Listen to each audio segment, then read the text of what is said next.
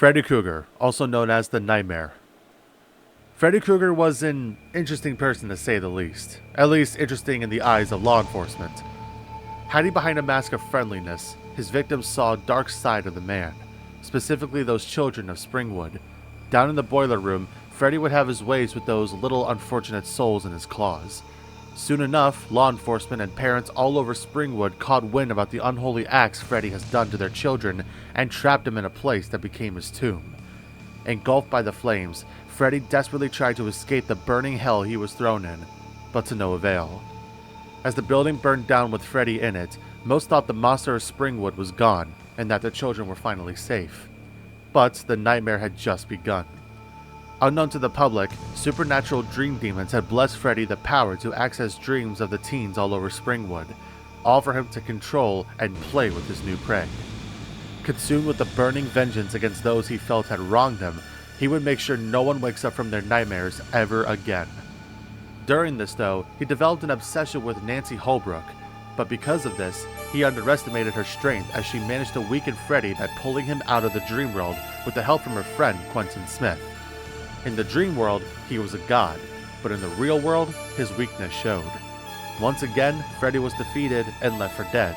But if death didn't want him the first time, what makes them think things will be different? It was only a matter of time until Freddy re-emerged once again, this time to get revenge on Nancy, but there was one boy blocking his path to get to her, Quentin himself, her number one. Freddy invaded Quentin's dreams, terrorizing him night after night, until he was weak enough for Freddy to get his revenge. He made Quentin return to the dark reflections of Baden Preschool, where Freddy did his heinous acts when he was alive.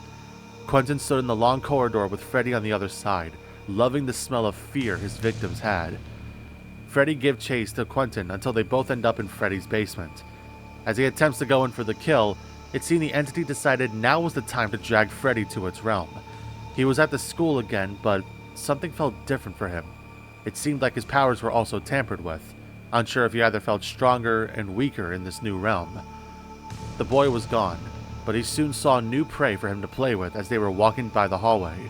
Freddy smiled and drew back his claw, excited for who will be his new favorite toys to play with in their nightmares.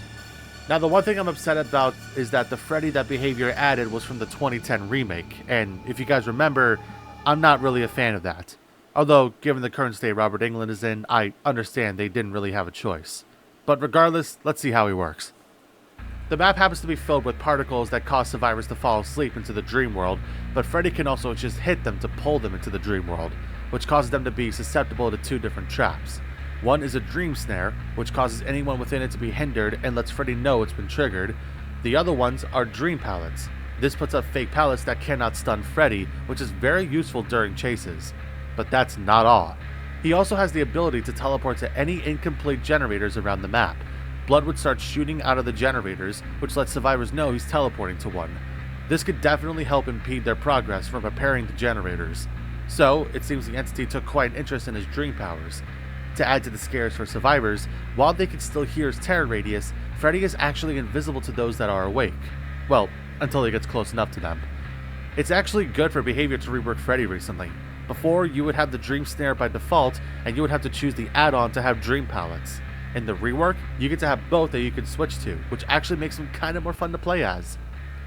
Freddy's perks allows him to see the aura of survivors that are standing within the exit gates and block the path to gates after hanging a survivor for 40 to 60 seconds, grant tokens that give Freddy a buff to the following action speed, picking up and dropping survivors, breaking walls and pallets, damaging generators, and vaulting windows. These tokens stack up as each generator gets completed, and cause the exit gates to take longer to open the more an obsessed survivor loses a health state. This would cause other survivors to wait about 12 to 24 seconds to open the gates. Overall, if it weren't for this rework, I would have put him in C, but thanks to how much more fun he became, I'll put him in B tier. Not only for the fact we get to use both traps in the same game, but it becomes a fight for survival when it comes to almost being free from the trial. They're about to escape? Well, just hang this one survivor, and now they're stuck for a little while longer. This would give Freddy some time to play with his food and get his revenge.